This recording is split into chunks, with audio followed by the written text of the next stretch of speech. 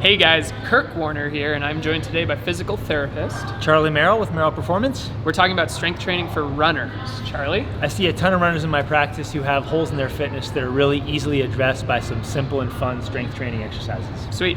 So Charlie and I took some time to put together a routine that can work for runners to try once a week. We're going to talk about it a little bit here, so let's dig into the background. So one of the things that gets most runners into trouble when all they want to do is run is that they operate in just one plane. Some of the strength training that we do here in the clinic is we get people out of that plane using different muscles than they're used to using. In a lot of cases, you just have to touch this stuff once a week, and it significantly changes how you feel when you run and can really prevent injuries as your volume increases. Yeah, I have personally seen Charlie a handful of times for different injuries that could have easily been avoided if I spent some more time just with some really simple stuff. You know, sometimes you just need to take a step back to realize that you're missing little pieces that you could be hitting in the gym. So Charlie and I took a little bit of time today to try to think about what the three most important moves are and put a little routine together for you guys to do at the gym. So let's dig into each movement. All right, guys, so the first move we're gonna look at is a reverse lunge. Charlie, let's see 2 of those, just so we know what we're gonna work into. The reverse lunge. Beautiful. So we'll go into a little more details here, but the basic kind of importance here of a reverse lunge is, one, it's a really big posterior chain, so like butt and hamstrings, activator and strengthener. So if you've ever been told that you have inactive glutes, or maybe you deal with hamstring twinges from time to time, this is a great one for you. It's a great thing for runners mostly because runners are single leg athletes. And this is kind of a single leg movement, so you get to really reinforce some movement patterns that you see in running in this movement. So let's break this thing down a little bit. All right, so big things to focus on. So big deal here is that we want to make sure that we are using our posterior chain. And what that means for us in this movement is that Charlie's going to make sure he initiates a movement by reaching his butt backwards. And he's not going to be scared about letting his chest come forward a little bit. That's something we see a lot in this movement, is that people might, from time to time, if Charlie freezes in the bottom, focus on keeping their chest really tall, and that also sometimes translates to their knee tracking super far forward. And what that tells us is that you're just really hinging on your quads and overdoing it with your kind of anterior musculature versus your posterior musculature. So don't be scared to let your chest come down a little bit, as long as you're thinking about keeping your back nice and flat as you come down. Other big thing, and this kind of just dovetails off of, is that the knee needs to kind of stay right on top of the ankle. So if Charlie freezes real quick, we don't want the knee to track forward. We want to keep it kind of right here over the top of the ankle. And another thing to think about with the knee, if Charlie turns and faces the front, is that we want to keep it in line with the ankle. So Charlie's going to come back and freeze. He's got his knee right on top of his ankle, maybe a little bit outside. His whole foot is flat on the ground. And that's going to tell us that he's got his knee in a good position. And having your knee in a good position in this movement is super important, because we want it to translate to running. And if you always do this when you do a reverse lunge, you're always going to encourage landing while you run with your knee diving in. So keep your knee anchored on top, activate the posterior chain. That's the reverse lunge. The next move we're going to talk about is the running dead bug. Kirk's going to show us a few. This is like a bug that's dead, lying on its back, but maybe it has enough life that it's still running a little bit. So the legs are alternating, moving back and forth. It's very functional for runners, and it reproduces what you'd be doing running. There's some real benefits to this. The first benefit is that if you're the type of runner that has a really archy back, especially when you go to toe off and you have a lot of sort of extension in your back, this is going to help you stabilize that, which is going to make your back feel better. But it also has injury prevention benefits for your hips, your knees, ankles, and even your feet, making you a much more stable, solid, and efficient runner. So we're going to show you the important points of this movement.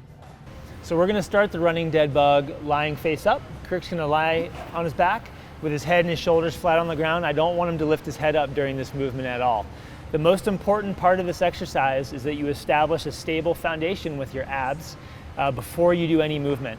So the pelvic floor is the first muscle you're going to contract. These are your bowel and bladder muscles. Like you have to go to the bathroom, you're going to tighten those, draw them up before you engage your abdominals and draw them in. This is the feeling of having a corset or a back brace wrapping around you.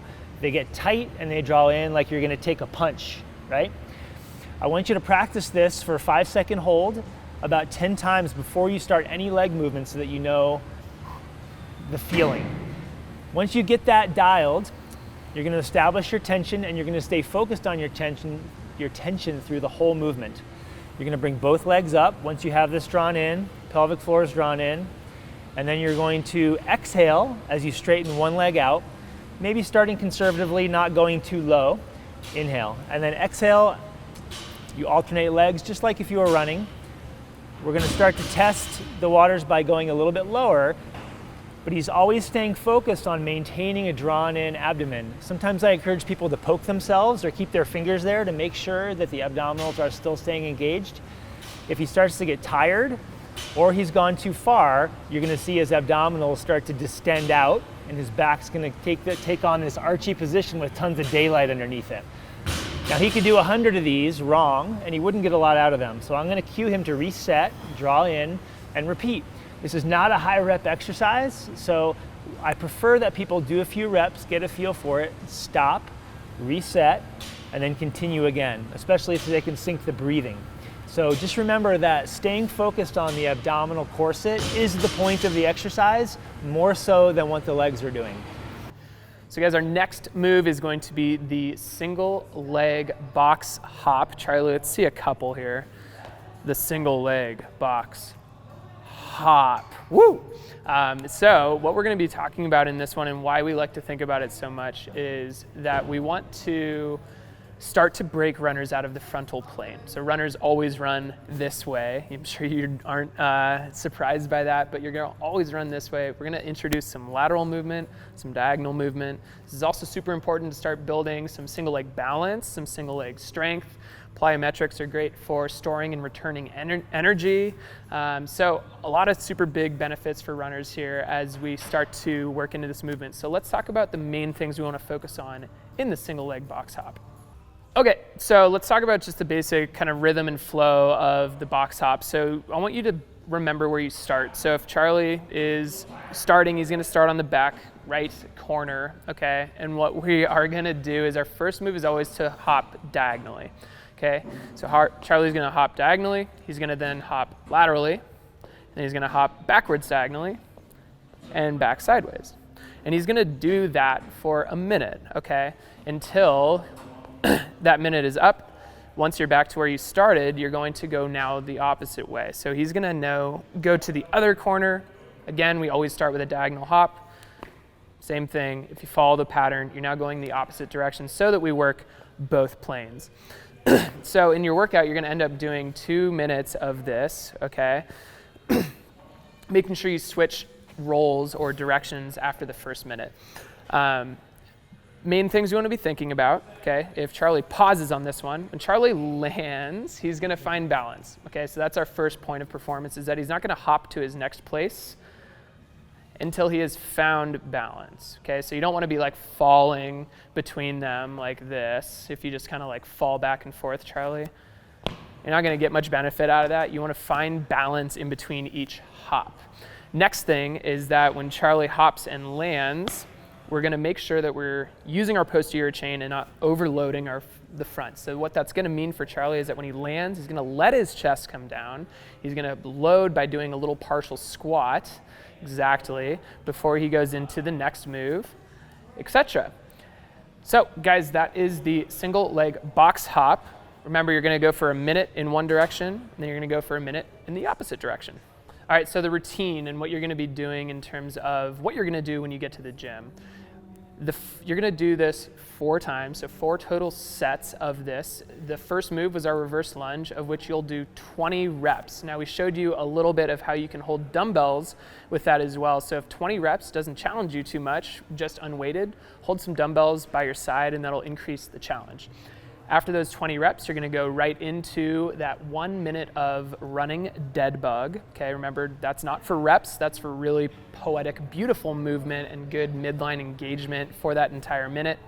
Following that minute, you're gonna go right into your 2 minutes, 1 minute of box hopping one direction, 1 minute of box hopping the other direction. Again, that one's also not for reps, that's for good balance in between each hop. And then you're gonna rest a minute. So again, that's 20 reverse lunges, a minute of dead bug, 2 minutes of box hopping, 1 of each direction, and then 1 minute of rest. You'll repeat that 4 times. All right, there's your routine. You're gonna try this once, maybe twice a week if you're super excited. This is a great routine to try at the gym to kind of break out of that frontal plane, to start to introduce some better strength movements so you can stay away from people like Charlie. No physical therapists. And yeah, so try it out once a week, maybe twice. If you guys like this video, let us know by hitting the like button below. If you have questions for either Charlie or I, let us know in the comments. And Charlie and I and the rest of us are dropping a ton of stuff on our channel all the time, so be sure to subscribe as well and go check out some of our other videos, and we will catch you in the next one.